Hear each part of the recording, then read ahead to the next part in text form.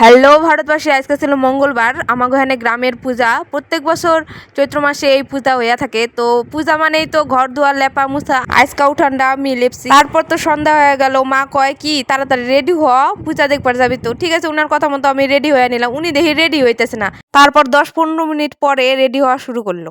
তারপর যাই হোক রেডি হইতেছে, ভালো কথা, রেডি হইতেছাও।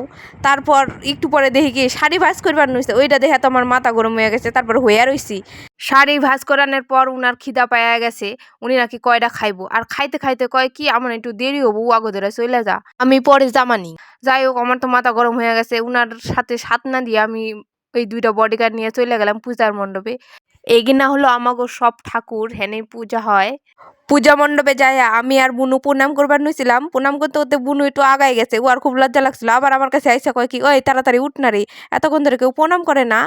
হ্যানে প্রত্যেক বছরে একটাই ঢাক করা হয়, কিন্তু এইবার 4টা ঢাক করছে। কারণ একজন মানুষ মানত করছে যে ওনার সংসারে কিছু প্রবলেম ছিল, সেগুলো যদি সলভ হয়ে যায় তাহলে 3টা ঢাক দিব। আর দেখো আমাকে গ্রামের মানুষ ব্যক্তি হ্যানে আইছে। আর আমার মায়ে ইমুন পাজি, উনি আর পরে পূজায় দেখবার যায় নাই। কেমন লাগে তাহলে? আমি প্রথমেই বুঝছিলাম বেটির মতলব ভালো না।